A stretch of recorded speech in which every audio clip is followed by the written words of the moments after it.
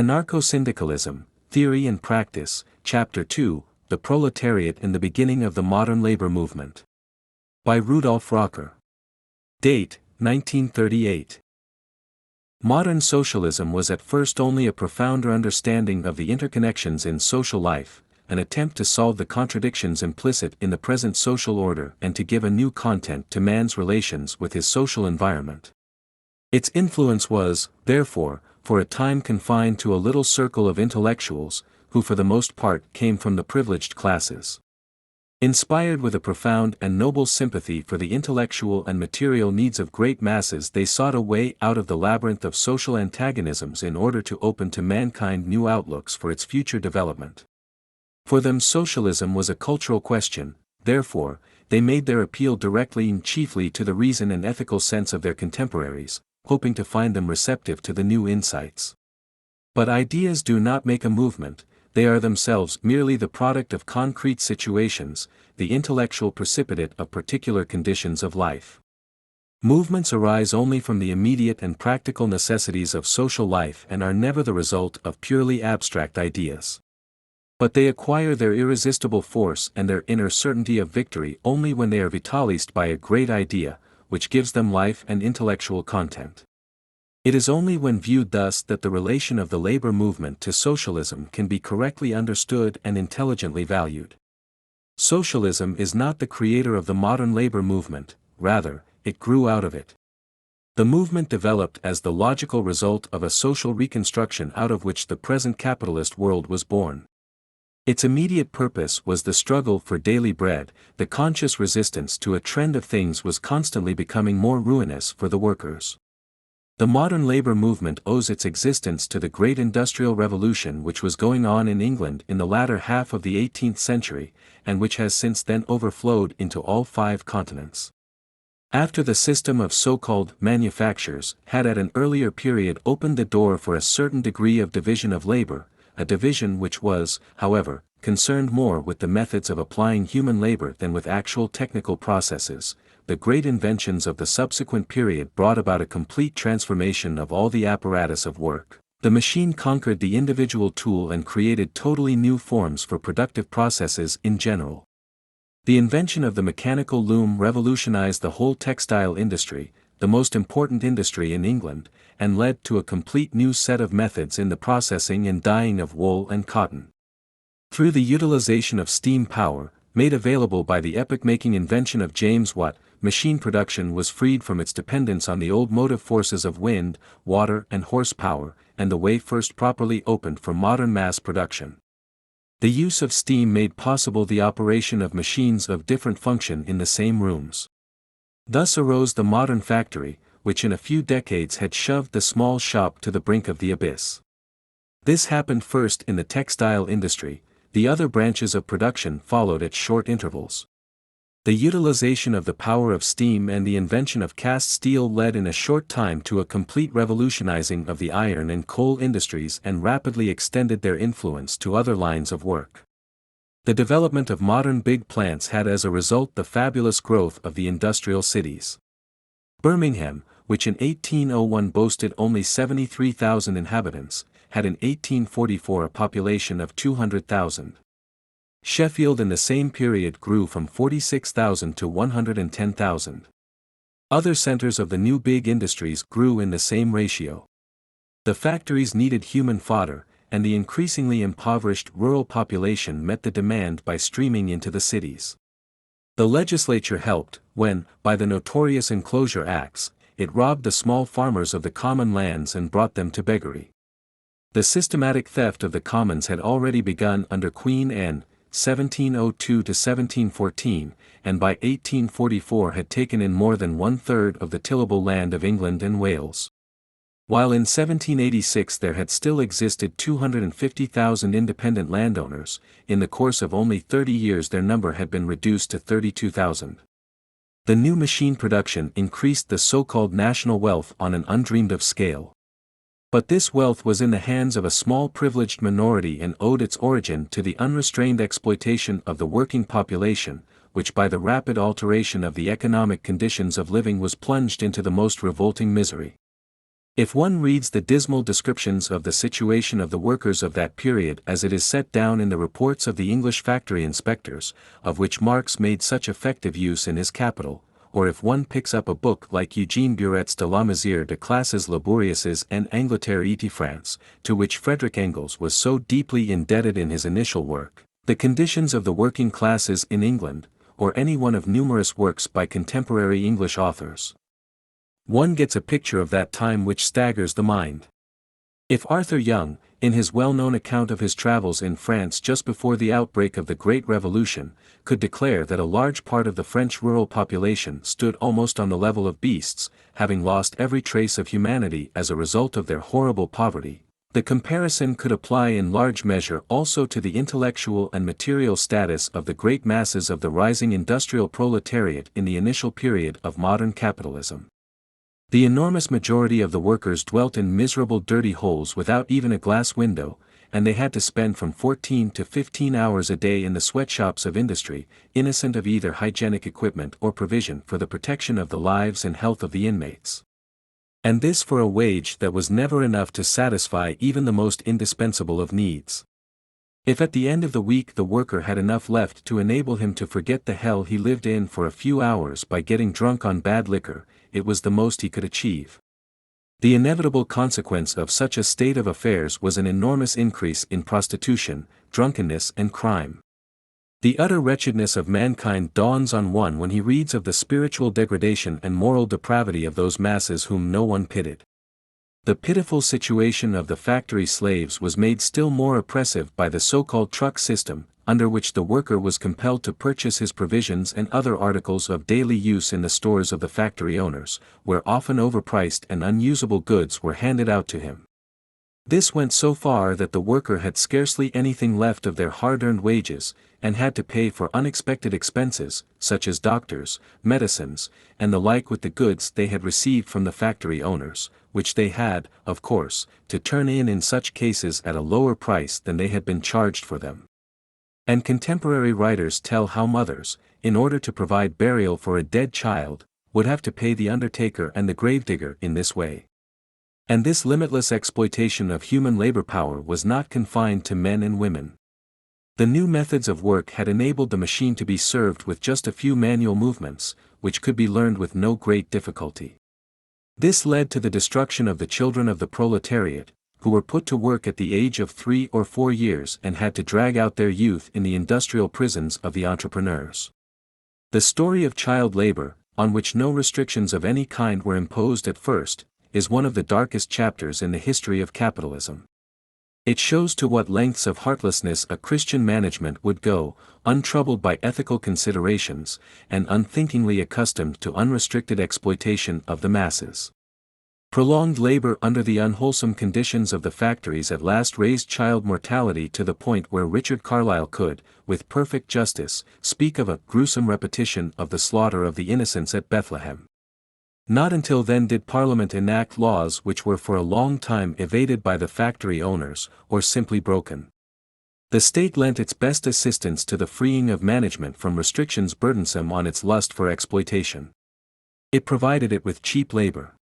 For this purpose, for example, there was devised the notorious Poor Law of 1834, which roused such a storm of indignation, not only from the English working class, but from everyone who still carried a heart in his bosom. The old Poor Law, which had originated in 1601 under Queen Elizabeth, was an outcome of the suppression of the monasteries in England. The monasteries had made a practice of expending a third of their income on the maintenance of the poor. But the noble proprietors to whom the greater part of the monastic holdings had fallen had no thought of continuing to devote the required third to alms, so the law imposed on the parishes the duty of caring for the poor and finding some human means of subsistence for those whose existence had been uprooted.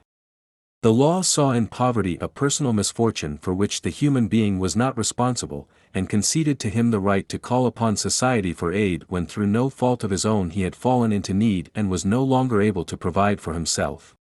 This natural consideration gave the law a social character.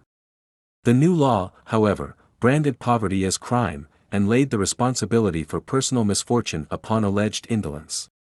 The new law had been brought into existence under the fateful influence of the Malthusian doctrine, whose misanthropic teachings had been hailed by the possessing classes as a new revelation. Malthus, whose well-known work on the population problem had been conceived as an answer to Godwin's political justice, had announced in blunt words that the poor man forced his way into society as an uninvited guest, and could therefore lay no claim to special rights or to the pity of his fellow men. Such a view was, of course, grist to the mill of the industrious barons and gave the required moral support to their unlimited lust for exploitation. The new law took the provision for the maintenance of the poor out of the hands of the parish authorities and put it under a central body appointed by the state.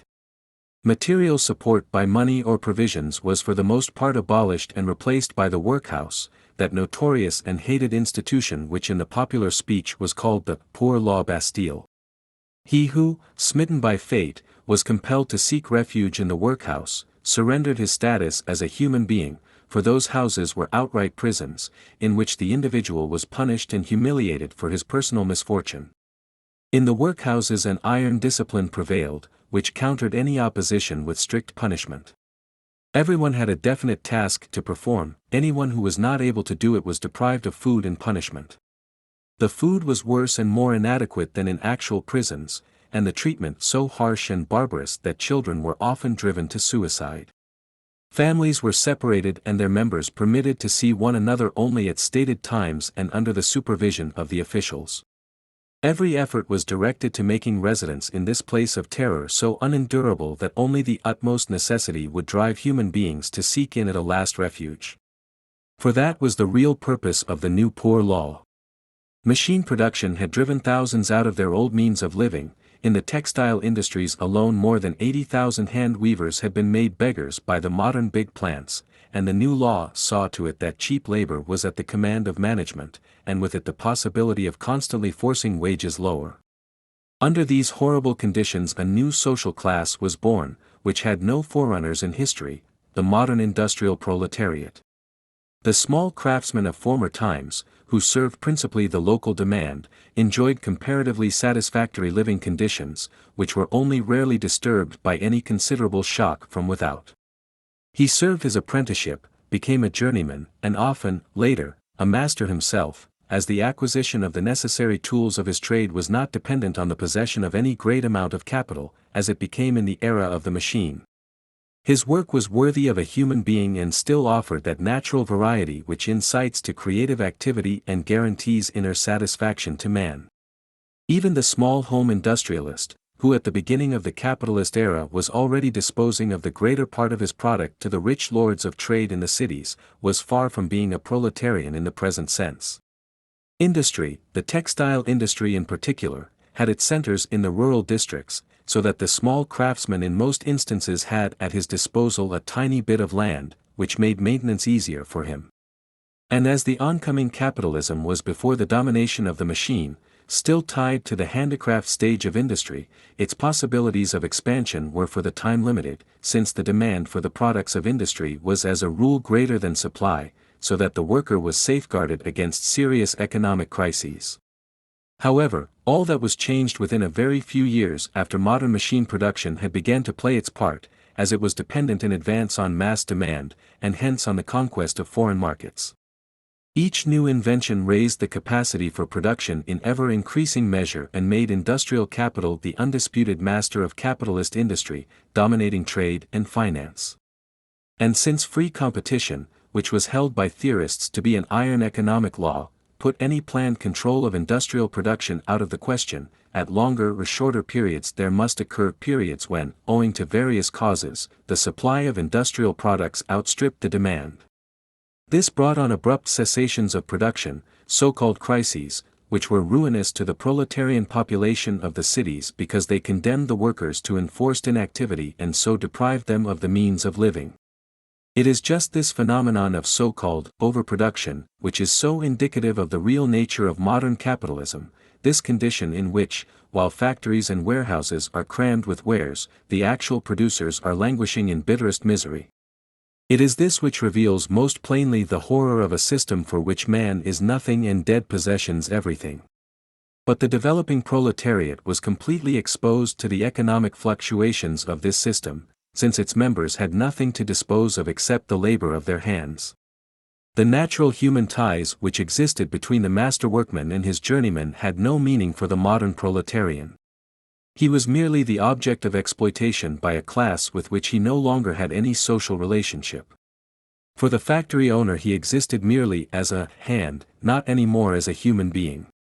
He was, one might say, the chaff which the great industrial revolution of that time had swept up in heaps in the cities, after he had lost all social standing. Socially uprooted, he had become just a component of a great mass of shipwrecked beings, who had all been smitten by the same fate. The modern proletarian, he was the man of the machine, a machine of flesh and blood who set the machine of steel in motion, to create wealth for others, while the actual producer of this wealth must perish in misery. And dwelling close-packed with his comrades in misfortune in the great centers of industry not only gave a particular character to his material existence, it also gradually created for his thinking and feeling new concepts which he had not originally known. Transplanted into a new world of pounding machines and reeking chimneys, he at first merely felt himself as a wheel or a cog in a mighty mechanism against which he as an individual was helpless. He dared not even hope sooner or later to escape from this condition, since to him, as the typical dispossessed with no means of keeping alive except by the sale of his hands, every way out was barred. And not he alone, his posterity was doomed as well to the same fate. Bereft of every social tie, he was personally a mere nothing in comparison with that enormous power which was using him as the insensate tool of its selfish interests. In order to become something once more and to effect some betterment of his lot, he would have to act along with others of his kind and call a halt to the fate that had smitten him. Such considerations had sooner or later to control him if he did not wish simply to sink into the abyss. They led to the first proletarian alliances, to the modern labor movement as a whole. It was not the agitator who conjured this movement of the dispossessed masses into life, as narrow-minded reactionaries and a rapacious management dared to assert then, and still assert even today. It was the conditions themselves which roused to life the movement and with it its spokesman. The combination of the workers was the only means at their command for saving their lives and forcing more human conditions under which to live. The first proposals of those bands of organized wage workers, which can be traced back to the first half of the 18th century, went no further than the abolition of the most crying evils of the capitalist system and some improvement of the existing conditions of living. Since 1350 there had existed in England a statute in accordance with which apprenticeship, wages and hours were regulated by the state. The alliances of the ancient craft corporations concerned themselves only with questions relating to the production of commodities and the right of disposal of them. But when, with incipient capitalism, and the spread of manufactures, wages began to be pushed down further and further, the first trade union organizations developed among the new class of wage workers to combat the tendency.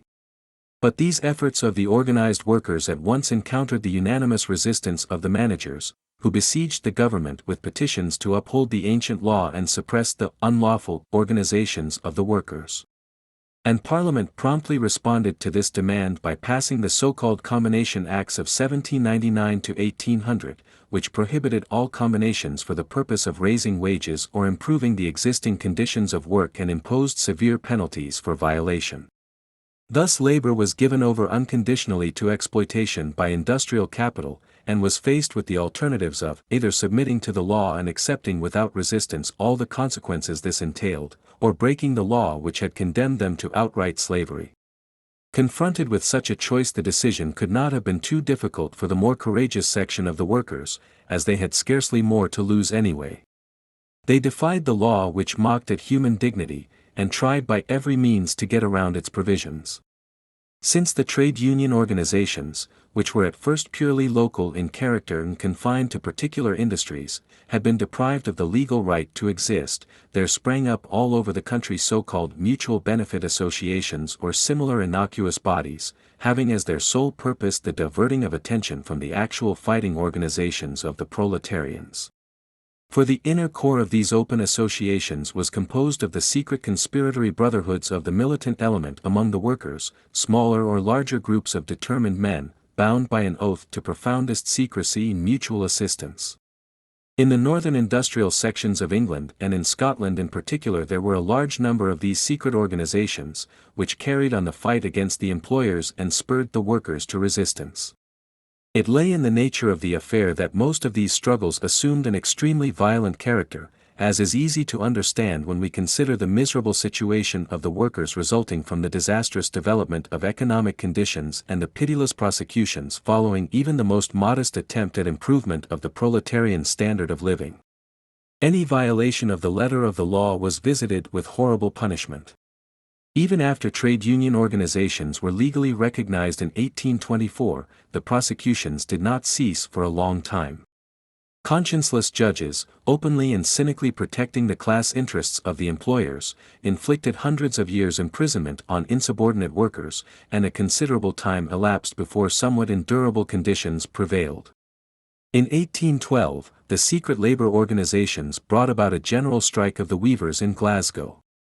In the following years the whole of northern England was continually shaken by strikes and unrest among the workers which finally culminated in the great strike of the spinners and weavers in Lancashire in 1818, in which the workers, in addition to the usual demand for higher wages, called for reform of factory legislation and humane regulation of the labour of women and children.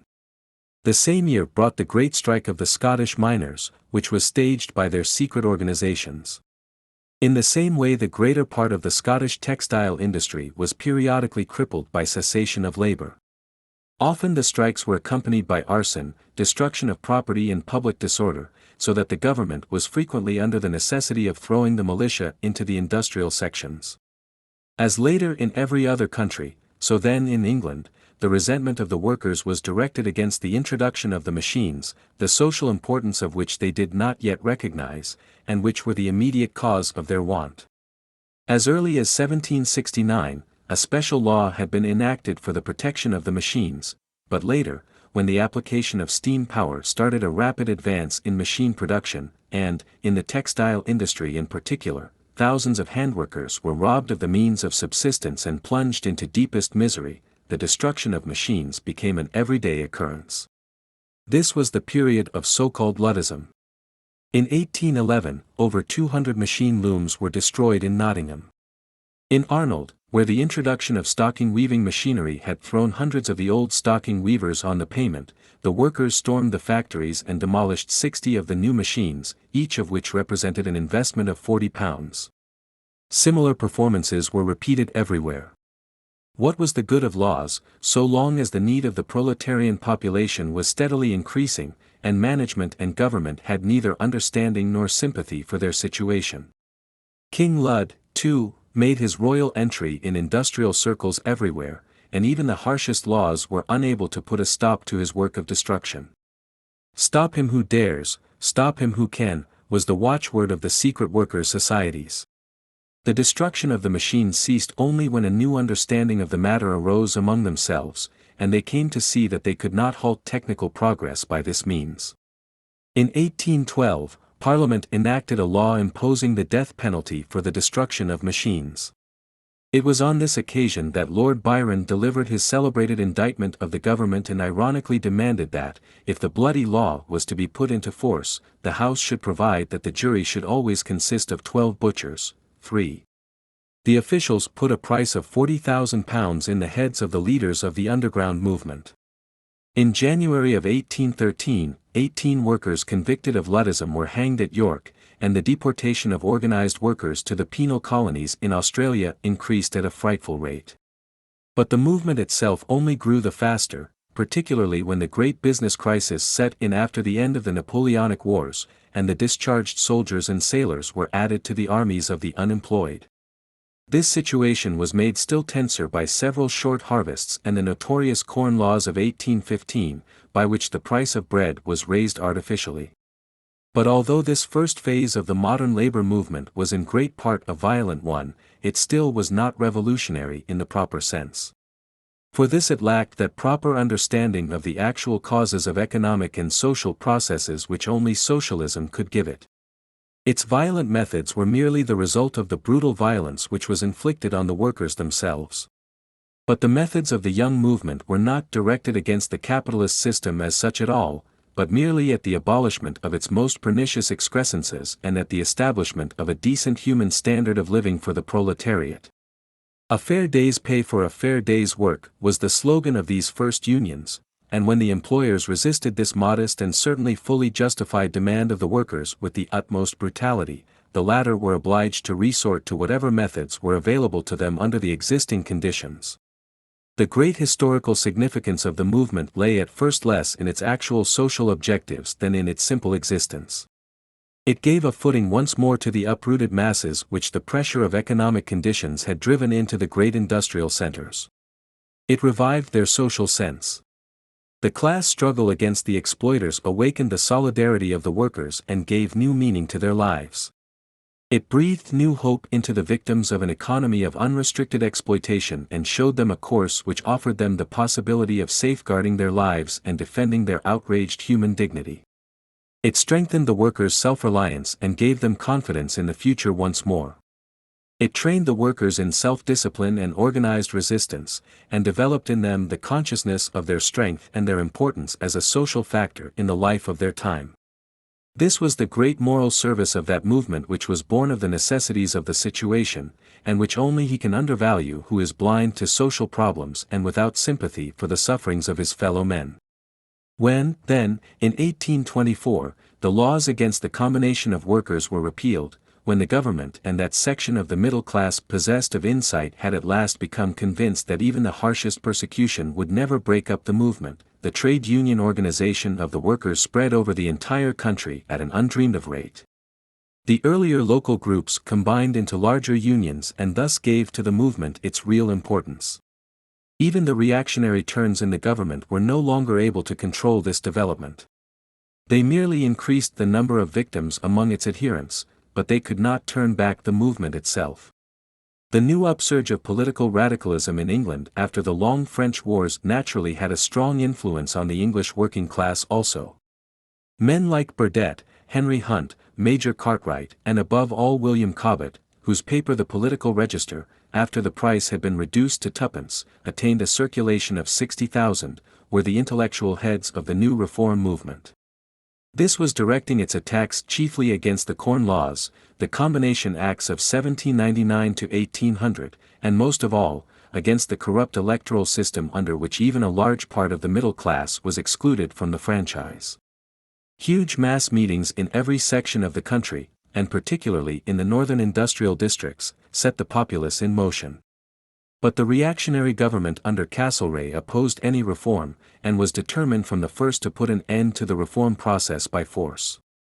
When in August, 1819, 60,000 people poured into the Petersfield in Manchester to formulate a mass petition to the government, the assembly was dispersed by the militia, and 400 persons were wounded or killed.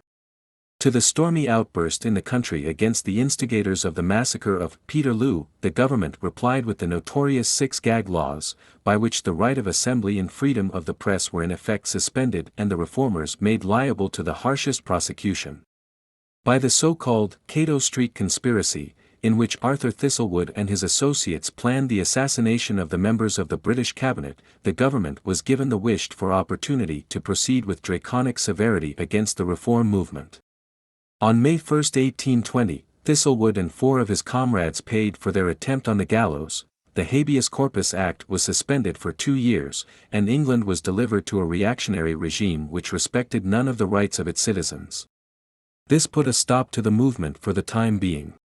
Then the July Revolution of 1830 in France led to a revival of the English reform movement, which, this time, took on an entirely different character. The fight for parliamentary reform flared up anew. But after the bourgeoisie saw the greater part of their demands satisfied by the Reform Bill of 1832, a victory which they owned only to the energetic support of the workers, they opposed all further attempts at reform, looking towards universal suffrage, and left the workers to depart empty-handed. Not only that, the new parliament enacted a number of reactionary laws by which the workers' right to organize was again seriously threatened. The shining examples among these new laws were the notorious Poor Laws of 1834, to which reference has already been made. The workers felt that they had been sold and betrayed, and this feeling led to a complete break with the middle class. The new reform movement from now on found vigorous expression in the developing Chartism, which, it is true, was supported by a considerable part of the petty bourgeoisie, but in which the proletarian element everywhere took an energetic part. Chartism, of course, had inscribed on its banner the celebrated 6 points of the Charter, which aimed at radical parliamentary reform, but it had also appropriated all the social demands of the workers and was trying by every form of direct attack to transform these into realities. Thus J.R. Stevens, one of the most influential leaders of the Chartist movement, declared before a great mass meeting in Manchester that Chartism was not a political question which would be settled by the introduction of universal suffrage, but was instead to be regarded as a bread and butter question, since the Charter would mean good homes, abundant food, human associations and short hours of labor for the workers. It was for this reason that propaganda for the celebrated 10-hour bill played such an important part in the movement. With the Chartist movement England had entered upon a revolutionary period, and wide circles of both the bourgeoisie and the working class were convinced that a civil war was close at hand. Huge mass meetings in every section of the country testified to the rapid spread of the movement, and numerous strikes and constant unrest in the cities gave it a threatening aspect. The frightened employers organized numerous armed leagues for the protection of persons and property in the industrial centers. This led to the workers also beginning to arm. By a resolution of the Chartist Convention, which convened in London in March of 1839, and was later moved to Birmingham, 15 of their best orators were sent out to every section of the country to make the people acquainted with the aims of the movement and to collect signatures to the Chartist petition. Their meetings were attended by hundreds of thousands, and showed what a response the movement had aroused among the masses of the people. Chartism had a large number of intelligent and self-sacrificing spokesmen, such as William Lovell, Feargus O'Connor, Brantera O'Brien, J.R. Stevens, Henry Hetherington, James Watson, Henry Vincent, John Taylor, A.H. Beaumont, Ernest Jones, to mention only a few of the best known. It commanded, in addition, a fairly widespread press, of which papers like the Poor Man's Guardian and the Northern Star exerted the greatest influence. Chartism was, as a matter of fact, not a movement with definite aims, but rather a catch basin for the social discontent of the time, but it did effect a shaking up, especially of the working class, whom it made receptive to far-reaching social aims. Socialism also forged vigorously ahead during the Chartist period, and the ideas of William Thomson, John Gray, and especially of Robert Owen, began to spread more widely among the English workers. In France, Belgium and the Rhine country also, where industrial capitalism first established itself on the continent, it was everywhere accompanied by the same phenomena and led, of necessity, to the initial stages of a labor movement. And this movement manifested itself at first in every country in the same primitive form, which only gradually yielded to a better understanding, until at last its permeation by socialist ideas endowed it with loftier conceptions and opened for it new social outlooks. The alliance of the labor movement with socialism was of decisive importance for both. But the political ideas which influenced this, that or the other socialist school determined the character of the movement in each instance, and its outlook for the future as well. While certain schools of socialism remained quite indifferent or unsympathetic to the young labor movement, others of them realized the real importance of this movement as the necessary preliminary to the realization of socialism. They understood that it must be their task to take an active part in the everyday struggles of the workers, so as to make clear to the toiling masses the intimate connection between their immediate demands and the socialist objectives. For these struggles, growing out of the needs of the moment, served to bring about a correct understanding of the profound importance of the liberation of the proletariat for the complete suppression of wage slavery. Although sprung from the immediate necessities of life, the movement, nevertheless, bore within it the germ of things to come, and these were to set new goals for life. Everything new arises from the realities of vital being. New worlds are not born in the vacuum of abstract ideas, but in the fight for daily bread, in that hard and ceaseless struggle which the needs and worries of the hour demand just to take care of the indispensable requirements of life. In the constant warfare against the already existing, the new shapes itself and comes to fruition. He who does not know how to value the achievements of the hour will never be able to conquer a better future for himself and his fellows. From the daily battles against the employers and their allies, the workers gradually learn the deeper meaning of this struggle. At first they pursue only the immediate purpose of improving the status of the producers within the existing social order, but gradually they lay bare the root of the evil, monopoly economy and its political and social accompaniments. For the attainment of such an understanding, the everyday struggles are better educative material than the finest theoretical discussions. Nothing can so impress the mind and soul of the worker as this enduring battle for daily bread, nothing makes him so receptive to the teachings of socialism as the incessant struggle for the necessities of life. Just as in the time of feudal domination the bondman peasants by their frequent uprisings, which had at first only the purpose of wresting from the feudal lords certain concessions which would mean some betterment of their dreary standard of living, prepared the way for the great revolution by which the abolition of feudal privileges was practically brought about. So the innumerable labor within capitalist society constitutes, one might say, the introduction to that great social revolution of the future which shall make socialism a living reality. Without the incessant revolts of the peasantry, Taine reports that between 1781 and the storming of the Bastille nearly 500 of these revolts occurred in almost every part of France. The idea of the perniciousness of the whole system of serfdom and feudalism would never have entered the heads of the masses. That is just how it stands with the economic and social struggles of the modern working class. It would be utterly wrong to estimate these merely on the basis of their material origin or their practical results and to overlook their deeper psychological significance. Only from the everyday conflicts between labor and capital could the doctrines of socialism, which had arisen in the minds of individual thinkers, take on flesh and blood and acquire that peculiar character which make of them a mass movement, the embodiment of a new cultural ideal for the future.